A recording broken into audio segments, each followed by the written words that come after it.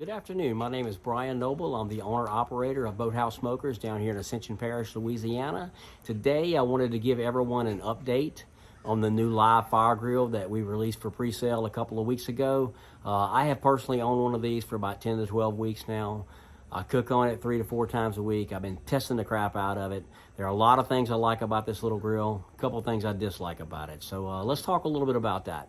All right, so about 10 years ago, me and my wife were in Isla Mujeres, Mexico, and we stopped by this little roadside bar, and you could smell the wood fire, and you could smell the food cooking over the wood fire.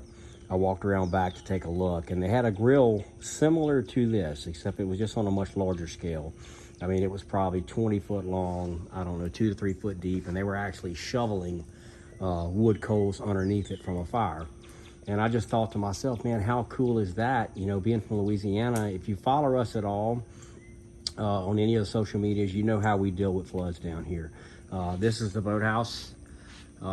It goes underwater 3 to 4 times a year. If you look up here, you're not going to be able to see it in the shadow, but if you look at the top of that boathouse bar sign just under the TV, that is the water line from the 2016 flood. So we had about 7 foot of water on the boathouse. And this last flood in Ida, we didn't have a whole lot of water, but we had a lot of wind. We ended up with about 3 foot of water on the boathouse, but we had no power. You know, we're in the rural area, so we're one of the last areas to get turned back on. I mean, it was total devastation in New Orleans. So you're looking at about a month without power. Everybody has a backup generator. You know, and we power our air conditioning and our fans and our refrigerator typically with the generator. But everybody's got these big these big deep freezers that are full of meat, you know, and fish, and they just you can't run it. You know, if your power's going to be out for a month, you can't power that thing for a month. Both people, as soon as you're able to get out, you leave. You know, so you just unplug your generator. So what do? You cook everything that's in your deep freeze before you leave. So. That's kind of where the idea came from this thing.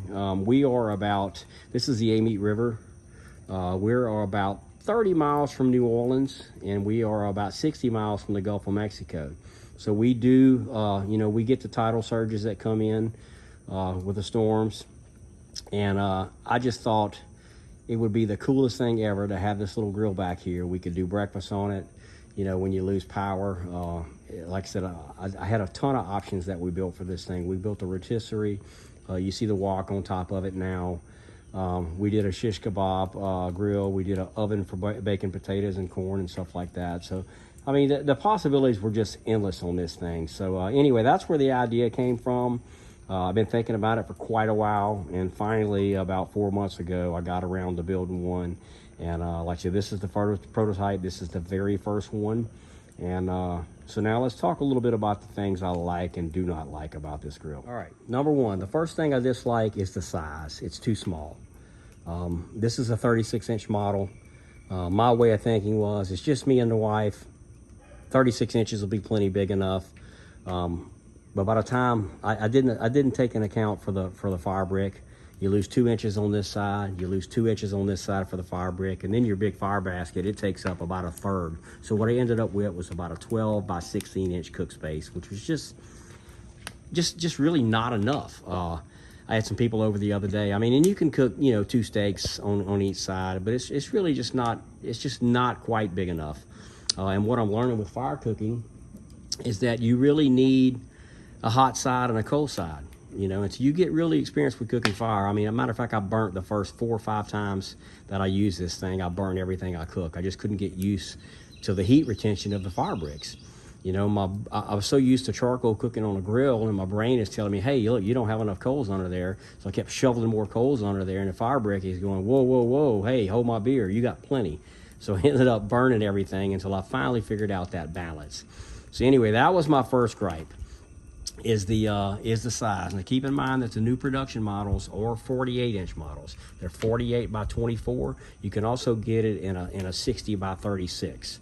So we fixed that problem. All right, the number 2 thing that I dislike about this thing is on the firebox. Depending on which way the wind's blowing, where you're standing at, you see this little lip that we put around the firebox? It's just not quite big enough. So what we ended up doing is we ended up making a 4-inch lip instead of a little 2-inch lip on all the production models. And if you look down underneath, I think we come down about 3 inches on that one, and I think on the new ones we came down about 4 inches. Y'all bear with me here, we got a boat coming by. This is a pretty busy waterway, so but anyway, so yeah, we fixed that on the new one, and it does a lot better job when you're standing here. You know, you don't get that direct heat hitting you in the face all the time. You know, and it just depends when you're building it. When you got a new fire, of course you're gonna have a lot of coals up front, but once the start settle down and you start getting ready to cook, you're not gonna have this big blazing fire in there. So that extra 2 inches really helps out with that. So when you're standing here by it, you don't notice all that heat and you have all that heat slapping you in the face. All right, and the third and final thing that I really dislike about this thing is how freaking dirty it gets. You know, when this thing left my shop, it was all pretty and painted black and just beautiful. And after one use, man, it just it looked like somebody had poured grease all over it. Is that a bad thing? I don't know. It just wasn't what I expected. I like things to look nice when they leave the shop, and I like them to stay looking nice. But what I did learn is that it was a lot easier once this thing comes up to temp, and once you get done cooking, you just take some Pam, you know, like some canola oil, something like this right here, and you do just like you would a cast iron skillet. You just Pam it, and then take you a towel or something and wipe it down and just keep it seasoned, and it acts just like a piece of cast iron. So it really wasn't a bad deal. It just wasn't what I expected. I thought that this thing was going to stay nice and pretty, and it just didn't. But to protect it, when you get done, just season it like you do a piece of cast iron, and you'll have this thing for years to enjoy. All right, those three things were really the only three negatives that I came up with. Oh, there was one more thing. This hole in the door. All right, we did away with the hole on the production models for the sheer fact that sometimes when the wood drops and it splashes, it was splashing some coals out. Plus, when you're standing here, you're standing here like this, you get a lot of radiant heat that comes off of that hole in the door. So we did away with that. As far as for the likes, man, there's everything. I absolutely love this thing completely. I mean, anything you need to cook hot and fast, steaks, fish. As you can see the wok here on top, you can use cast iron on it as well. There was 4 or 5 options that we made available. It has a rotisserie. It has an oven for doing baked potatoes and corn and stuff like that. I have a kebab grill. There's a rotisserie, there's a griddle. There's a lot of stuff that we're working on. Some of it's I got right, and some of it we're still working on. So we hadn't really released any of that. I don't want to spend a whole lot of time talking about that. I'm gonna do a separate video once we get all that stuff nailed down, and I will break down each individual attachment and show you how they work. So anyway, I got some ribeye steak kebabs I'm fixing to put on this guy, and if y'all hang around, I'll let you check them out.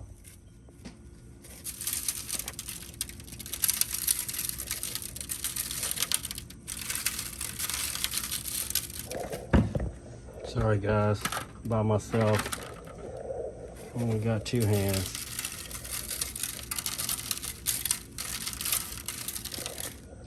That's gonna be good. All right, I want you guys to listen to something. Remember how I told you, typically when you barbecue, you got a ton of coals underneath your grates where you're cooking, right? Well, this guy here, that with the fire bricks in there and the heat retention, you really doesn't need much. You can understand why I was burning everything, because I kept wanting to push coals under there. This is a little piece of drop ribeye. Listen to the sear.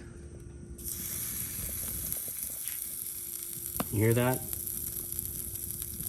And there's really no coals under there. That's just the radiant heat coming off the fire with the heat retention of the fire brick. So it really holds some heat.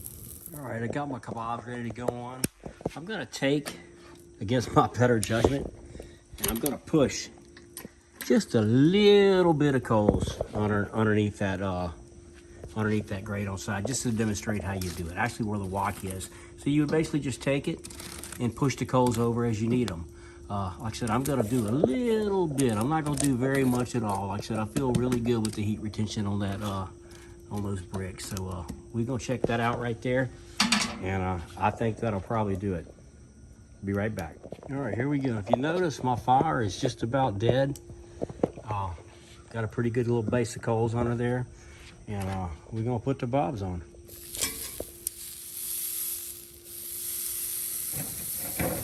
There's one, and there's number two. And notice how, like I said, I learned I want a cold spot and a hot spot. In case I need an escape or I need to get out of here, I can always just pick this one up and bring it over here. You know, so that's kind of the madness behind that. I want a cold spot and I want a hot spot on my grate. All right, check back. All right, after about a minute or two, I want to give these a roll. Oh yeah.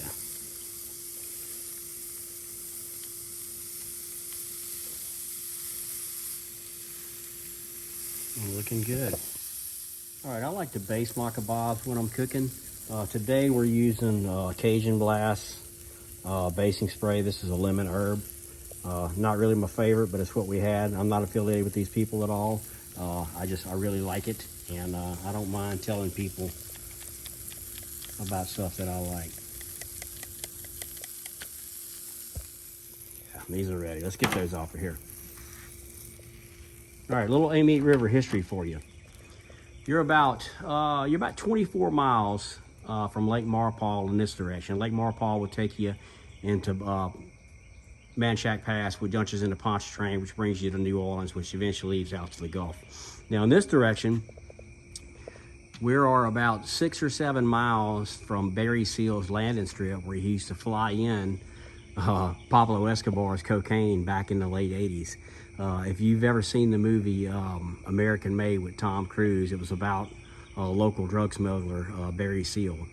You can still go back there today. He lives off, it was a little canal where he had a couple acres of property. He had a big landing strip, and that's where he used to fly his planes in from Colombia, loaded full of cocaine. So if you didn't know, now you do.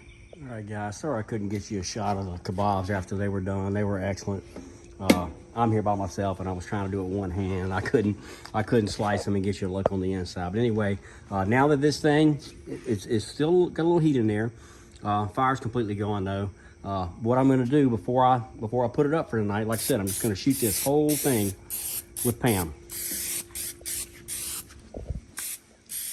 Front, back, even you can wipe all these sides down. And what that's going to do, that will season it just like you would a piece of cast iron. And I'll take this towel and I'll just wipe it down.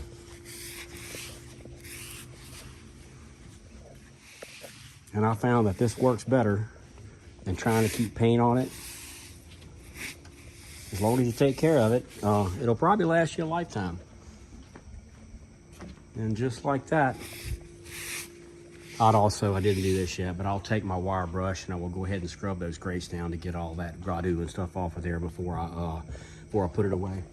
Anyway, guys, that's about all I got for you guys. In the next couple of weeks, I'm going to make some more videos that are going to showcase all of the attachments that are coming. Like I said, the rotisserie's done. We got it down. The kebab table, still working on it a little bit. The griddle, it works. Just still needs a little bit of tweaking on that. The oven's not nailed down. It works fine. Anyway, so just be on the lookout for those. And please like and subscribe if you've not done so already. You can find us on all of our social media. We're on YouTube, we're on Facebook, we're on Instagram, we're on TikTok and Twitter. So that's about all I got for you guys tonight. So you guys have a good one, and we'll catch you next time. Somebody just sent me a message and said they wanted to see the bar. So this is the Boathouse bar. This is actually what my business was based off of. Actually, the very first Boathouse smoker that we ever made was built for this boathouse. And I ended up selling it before I ever got it done, and that was the first smoker that we ever sold, and we've had a good, healthy backlog ever since. So